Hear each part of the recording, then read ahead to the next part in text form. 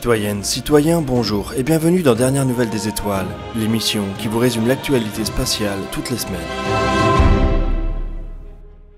Il y a 2 ans, SpaceX nous faisait une première présentation détaillée de son projet BFR, une fusée et un vaisseau spatial capable d'emmener des hommes jusqu'à Mars et au-delà. Depuis, c'est devenu une habitude. Chaque mois de septembre, on a le droit à une nouvelle présentation du projet.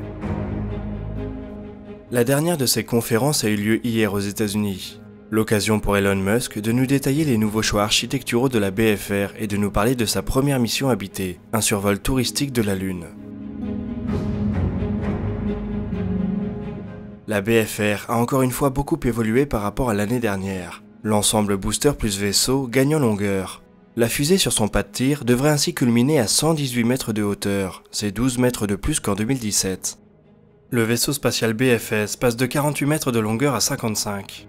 Pas de changement du côté du diamètre du véhicule qui reste lui à 9 mètres. Cela devrait offrir au BFS un volume habitable avoisinant les 1100 mètres cubes.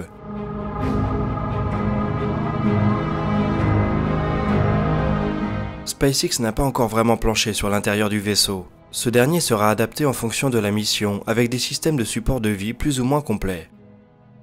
La propulsion du BFS reposera sur 7 moteurs Raptor. Le vaisseau devrait être capable de survivre sans problème à la perte de 2 ou 3 d'entre eux. Tous ces moteurs seront équipés de tuyères optimisées pour le vol atmosphérique. Il s'agit pour SpaceX d'optimiser son temps de développement en utilisant la même version du Raptor à tous les étages. On y perd un peu de performance mais on y gagne beaucoup en simplicité. Autour des 7 moteurs, on retrouve 12 conteneurs à cargo disposés en cercle. C'est pratique pour décharger et ça a le mérite d'abaisser le centre de gravité du véhicule. Ces conteneurs pourront éventuellement être remplacés par des moteurs Raptor équipés de tuyères optimisées pour le vide, ce qui devrait grandement améliorer les performances du véhicule à destination de Mars. Même sans cette amélioration, la fusée devrait être capable d'emporter une centaine de tonnes de charge utile vers la surface de la planète rouge.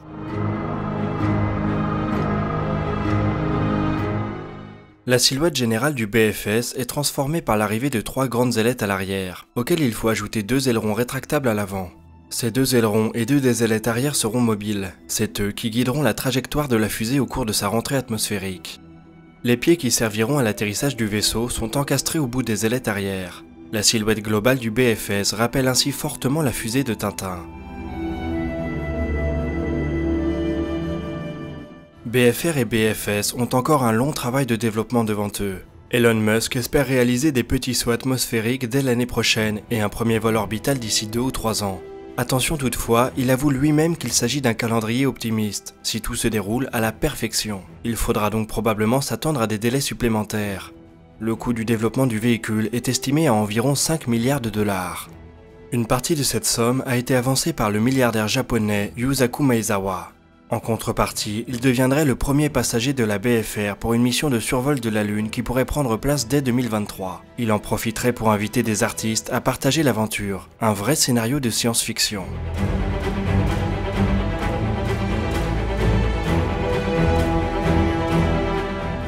Elon Musk en a profité pour rappeler que quelles que soient les précautions prises, voler en BFR restera dangereux. Il nous dit à demi-mot qu'il faut s'attendre à des morts dans les tentatives de colonisation de la Lune et de Mars, une pilule qu'il sera peut-être difficile à faire avaler au grand public. En attendant, on espère voir rapidement le BFS démarrer ses essais atmosphériques. Un prototype est actuellement en cours de construction sous une grande tente blanche dans le port de Los Angeles. On a pu apercevoir dans la présentation un premier tronçon de fuselage qui donne une idée de l'échelle du véhicule. Elon Musk est optimiste sur les chances du projet BFR d'arriver à terme, et on espère qu'il a raison. La démesure du projet doit cependant inviter à la prudence. La BFR est encore au tout début de son développement, et il y a fort à parier que l'architecture qu'on a vue aujourd'hui va encore subir des modifications. Il reste de très nombreux défis à surmonter pour concevoir un véhicule interplanétaire valable, mais c'est exactement le genre de challenge qu'on aime suivre dans DNDE.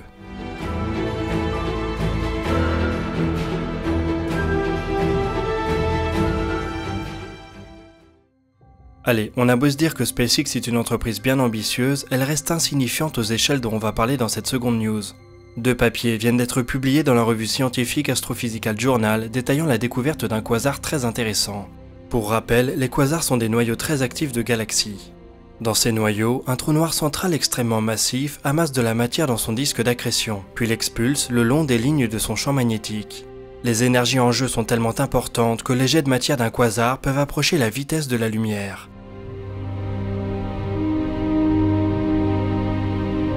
Cette matière grimpe à des températures incroyables, si bien que le quasar et ses jets de gaz deviennent les sources lumineuses les plus intenses jamais détectées. Cela signifie qu'on peut les observer à très grande distance et donc remonter très loin dans l'histoire de l'univers.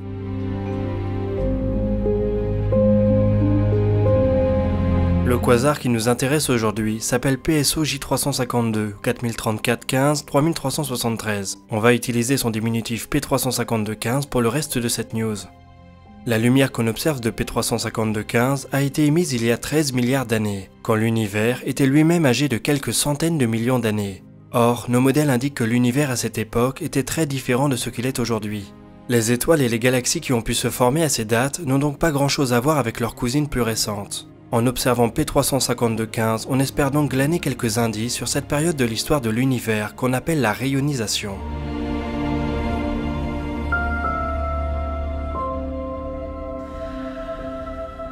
Durant sa prime jeunesse, l'univers était opaque. Pendant quelques centaines de milliers d'années, il s'agissait d'une soupe de particules élémentaires. Protons, neutrons et électrons se côtoyaient sans jamais pouvoir former d'atomes. Les premiers atomes d'hydrogène et d'hélium ont quand même fini par apparaître avec le refroidissement de l'univers. C'est ce qu'on appelle l'époque de la recombinaison. Avec les premiers atomes apparaissent aussi les premières lumières. Après la recombinaison, l'univers est un vaste champ d'hydrogène et d'hélium neutre. Il va falloir attendre 400 millions d'années supplémentaires pour que les premières étoiles et galaxies se forment.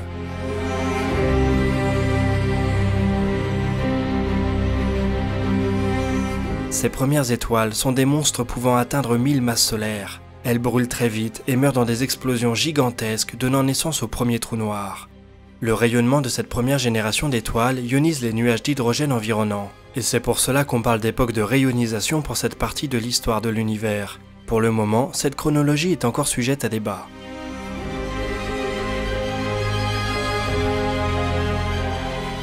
P352-15 est justement intéressant car il nous permet de plonger à la fin de cette époque de rayonisation. P352-15 n'est pas le plus ancien objet jamais observé. Cet honneur revient pour le moment à la galaxie GN-Z11 qui affiche 400 millions d'années supplémentaires au compteur. P352-15 est cependant beaucoup plus lumineux, ce qui en fait un objet d'étude idéal pour les débuts de l'univers. Les images capturées du quasar se présentent comme 3 taches lumineuses, probablement le disque d'accrétion du trou noir et ses jets de matière. On suppose que les galaxies à l'époque de la rayonisation étaient beaucoup plus petites qu'aujourd'hui. Elles ont ensuite fusionné pendant des milliards d'années pour donner naissance à des immenses structures telles que la Voie lactée. En mesurant la vitesse d'éjection des gaz du quasar et en étudiant les raies d'absorption de la lumière émise par P352-15, on devrait pouvoir préciser nos modèles des débuts de l'univers. Comme l'univers est en perpétuelle expansion, cette ancienne galaxie se trouve maintenant à une quarantaine de milliards d'années-lumière de chez nous. Elle s'est probablement transformée, a peut-être fusionné ou s'est peut-être éteinte. Et qui sait, peut-être qu'une civilisation située dans cette partie de l'univers observe les briques fondamentales de la Voie lactée et en tire les mêmes conclusions que nous.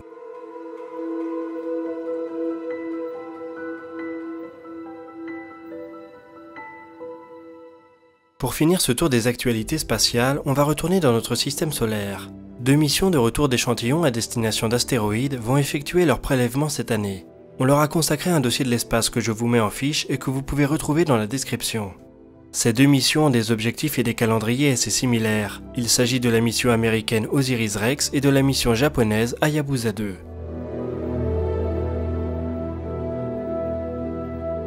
Toutes deux se sont retrouvées dans l'actualité ces derniers jours puisqu'elles avancent sur leurs objectifs. OSIRIS-REx a ainsi pu prendre une première série de clichés de sa cible, l'astéroïde Bennu.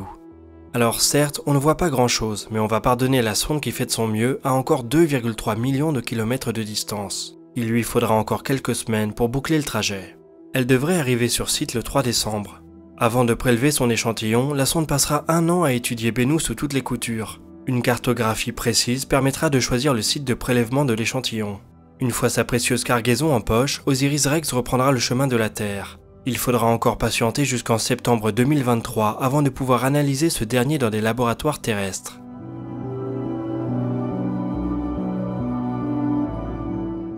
Du côté de la sonde japonaise, les choses sont un petit peu plus avancées et un petit peu plus compliquées. Hayabusa 2 est arrivé dans le voisinage de l'astéroïde Ryugu au début de l'été, ce qui lui a permis de commencer son étude à distance. Mais la mission japonaise est très ambitieuse. Elle doit aussi déposer des rovers, un atterrisseur et bombarder sa cible avec un impacteur. Ces opérations devraient commencer très bientôt. La JAXA a prévu de déposer les rovers Minerva le 21 septembre et de faire descendre l'atterrisseur franco-allemand Mascot le 3 octobre. À cette fin, l'agence spatiale japonaise avait prévu une répétition générale des opérations, mais la JAXA a annoncé le 12 septembre que tout ne s'est malheureusement pas déroulé comme prévu.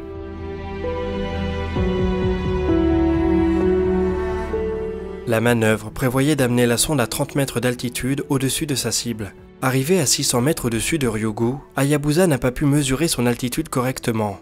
La sonde mesure les distances avec un laser, et la surface noire charbon de Ryugu absorbe apparemment un peu trop de lumière pour cet instrument.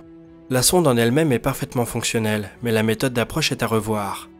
La première série d'études sur Ryugu a déjà permis de mettre en avant quelques-unes de ses caractéristiques, dont sa masse estimée à 450 millions de tonnes.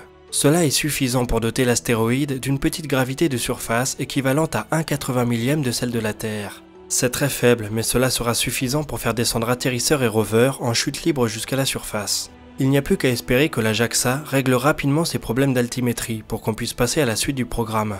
En attendant, Hayabusa 2 nous a déjà livré de beaux clichés de Ryugu, sur lesquels on peut même apercevoir l'ombre de la sonde. Un petit avant-goût de leur rencontre qui promet d'être explosive.